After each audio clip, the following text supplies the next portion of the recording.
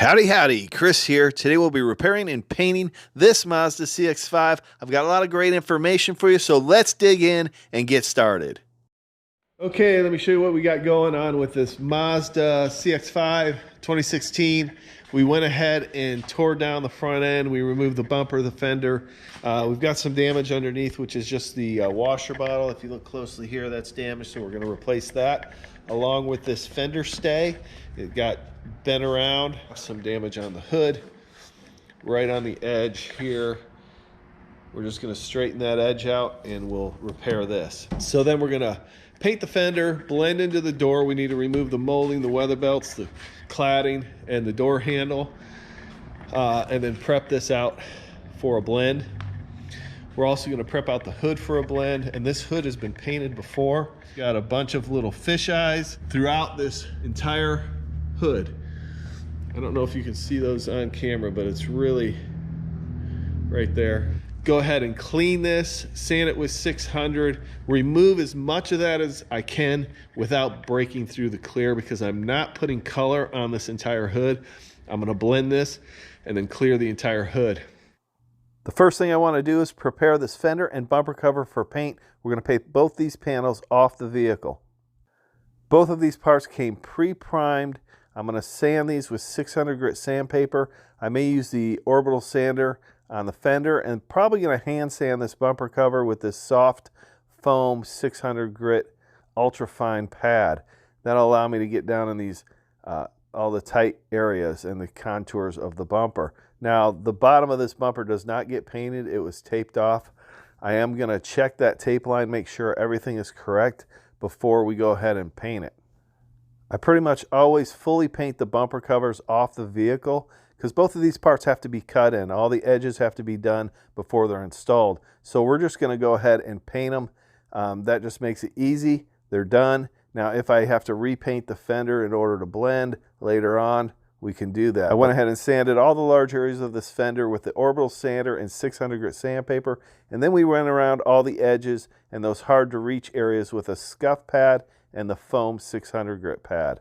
I'm using 600 grit sandpaper to prepare this hood for the paint blend and the clear coat. Now, 600 is a good sandpaper to use because it's coarse enough that the clear is going to adhere properly, but it's not going to allow sand scratches to show through that clear. Now, I've straightened the edge of this hood. I did it off camera. The edge was just a little bit wobbly and it has a little bit of a ding there. And then we mixed up some icing. This is a polyester filler. We're putting a thin coat over it and then we'll block it later on. Nason XL is the paint we'll be using today. This is code 42A. It mixes up 2 to 1. That's 2 parts paint, 1 part reducer. And we are going to do a spray out on this. So I've got a spray out card. It has different colored checkers here, light and dark. And what you do is you apply coats until it's covered. Typically it's 2 to 3 coats on this type of paint. So we spray our first coat on, let it cure, then we put our second coat on, and this is almost pretty much covered with 2 coats. But we're going to go ahead and spray a third coat on, and then we'll check the color up against the vehicle. And the color looks pretty decent. It's a little bit light. Now, this side has been painted before, so we're going to go around to the other side and check it on the quarter panel. Went ahead and sprayed some wax and grease remover on it to mimic clear coat. It gives it a gloss, and it looks very good. It's a little bit light. The original color is a little bit bluer, but it's going to be perfect for a blend. So now we're going to go ahead and tack off our parts. We have already washed these parts with a water-based cleaner and then a wax and grease remover, and we just want to remove the dust with a tack cloth. Now we're going to apply our Bulldog adhesion promoter. I always like to use Bulldog, especially on bumpers. All those tight areas are hard to sand into, and Bulldog is just extra insurance for the adhesion. This bumper was pre-primed, so we opted not to seal it. You could seal it. There are some benefits to sealing parts before you paint them. After one medium wet coat, we're going to let this flash off for 10 to 15 minutes. Make sure it's completely dry before we tack rag it off to remove any lint or particles of dust that's landed in the paint. Now, if something has landed in the paint while it was wet, this helps me to inspect it, make sure there's nothing that I need to correct before I put my second coat on. One thing to keep in mind here is make sure all your edges are covered really well, especially on the bumpers. On the corners of the bumpers, those areas tend to get missed and can be transparent, and that'll lead to a poor job. Always try to use a good technique when you're spraying metallic paints. You want to be putting it down, laying that metallic down in a consistent manner, overlapping 70%. And you want those metallics to lay down uniformly so you don't have any mottling or anything of that nature.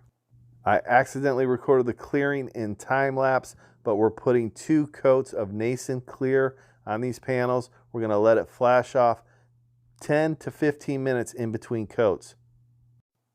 And we'll talk about the clear coat we're using today and how to apply it later on in this video.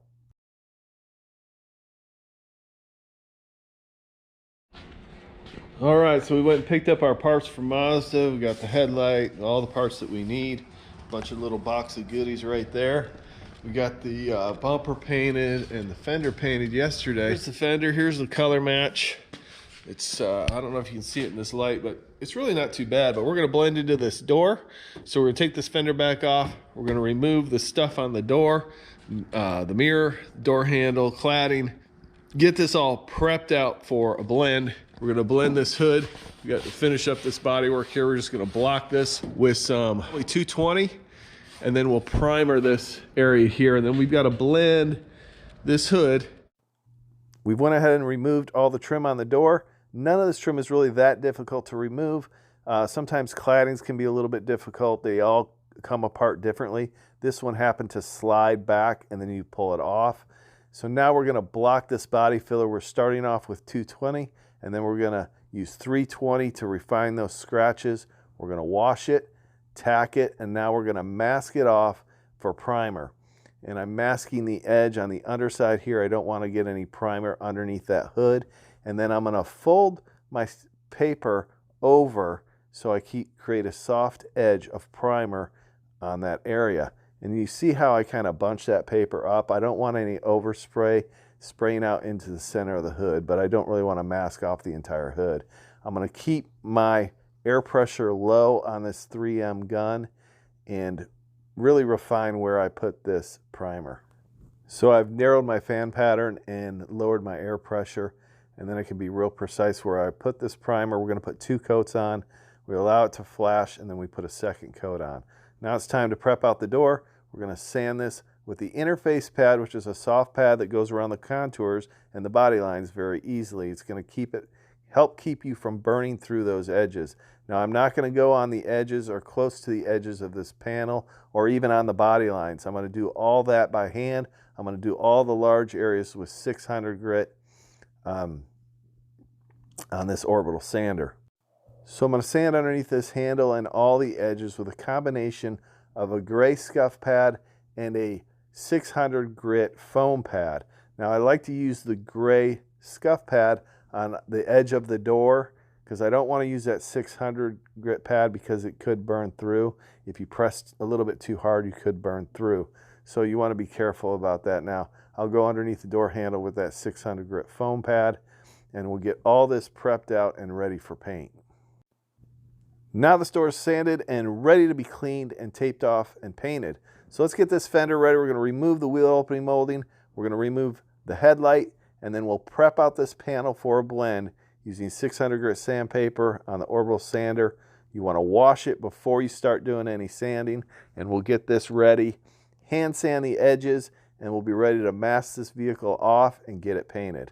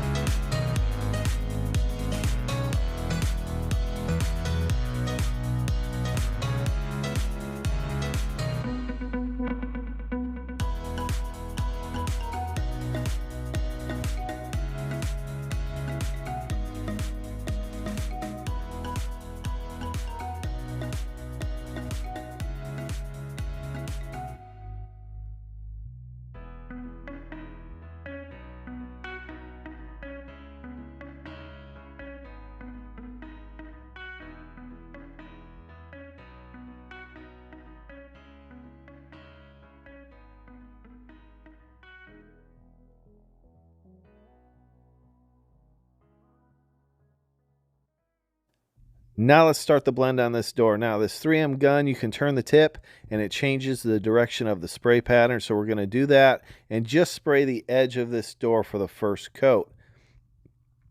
Then we'll switch over to the hood and cover the primered area, get a first coat on there, let that flash off about 10 minutes, and then we'll spray our second coat over that primer area and along the edge of this hood.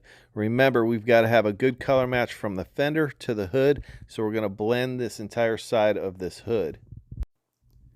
We'll put another coat over the primered areas, and that primer is covered. Now we'll do our blend into this door, and I'm going to go out probably about 3 to 4 inches out into that door, just a conventional spray, and then we'll go in a cross pattern out a little bit farther into that door, and then our blend will be done on this door. We've already put our first coat of paint on the edge of this fender. Now we're going to blend it out into the fender just a bit to get a good transition in the color. We're heating up this panel with the infrared light. Bam! And this is going to help things cure before we go ahead and tack rag this off and put some clear coat on it. So we blended out the edge of this, the edge of the hood, covered up the primered area where we repaired the hood right there, and that's looking good. We did blend the fender here right on the corner. So this is the clear coat we're going to be using today. Nason Select Clear 498 and mid-temp activator. I purchased this Nason paint and clear coat at my local O'Reilly's paint supplier. If you're interested in any of the tools or products that I use, you can check out my storefront link down in the description. Today I'm using the 3M Performance gun with the 1.2 tip. My air pressure is set at 22 psi.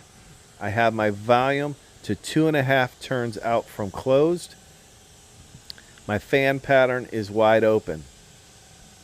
The techniques you want to remember when you're applying clear coat is you want to have a consistent speed, you want to have a consistent distance from the panel. Typically that's 4 to 6 inches away. You want to overlap your passes 70%. When you're making your passes, you don't want to stop or start on the panel. You want to spray completely off the panel with some exceptions. Now, all these techniques that I'm giving you are going to help give you a consistent clear coat finish.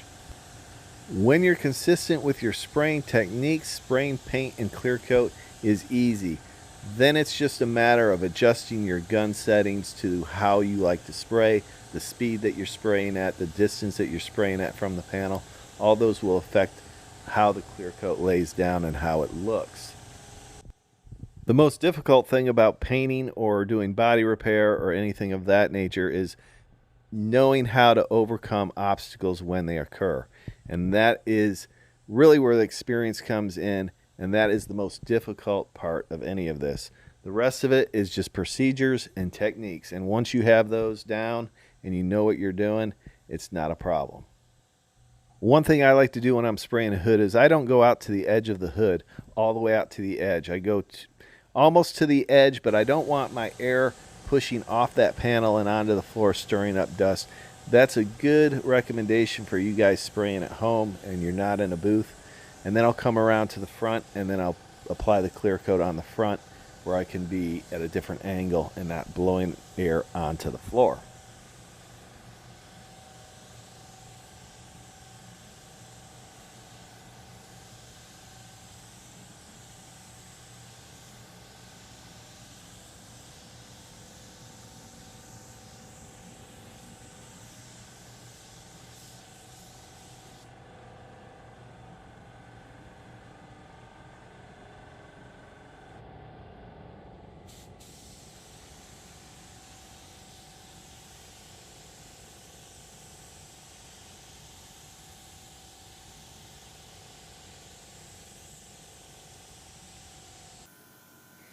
On this second pass, you can see I've slowed down a little bit. Well, I have it sped up here a little bit, but I'm slowing down a little bit and I'm looking in the light, using my light source to evaluate the clear coat and how it's laying down on the panel.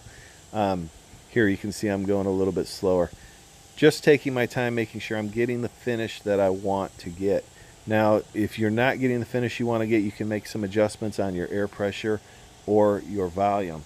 Those are the two things that are going to adjust how that clear coat lays down.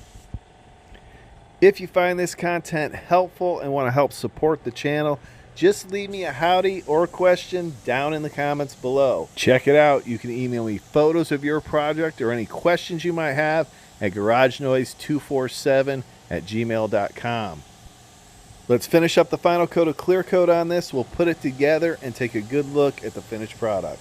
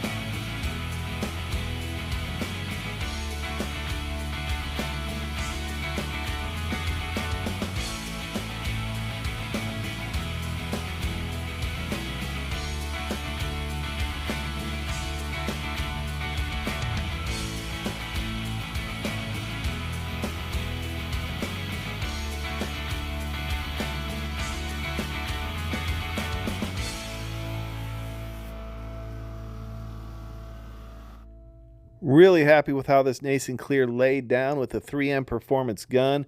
Did a great job as always. Nice gloss, nice finish. And if you haven't checked out the review and demo on that gun, check it out. I'll leave a link at the end. The link is also in the description. The blend turned out amazing on this with that Nason XL and the clear Nason clear coat. That's a great combination. And I will be testing out some different clears and different products in the future and tools, so be sure you're subscribed to the channel with the bell notifications on. It is really not that difficult to achieve amazing results on your project. To learn more how to straighten dents and paint your own vehicle, check out these videos now. I appreciate each and every one of you watching, and we'll see you next time on Garage Noise.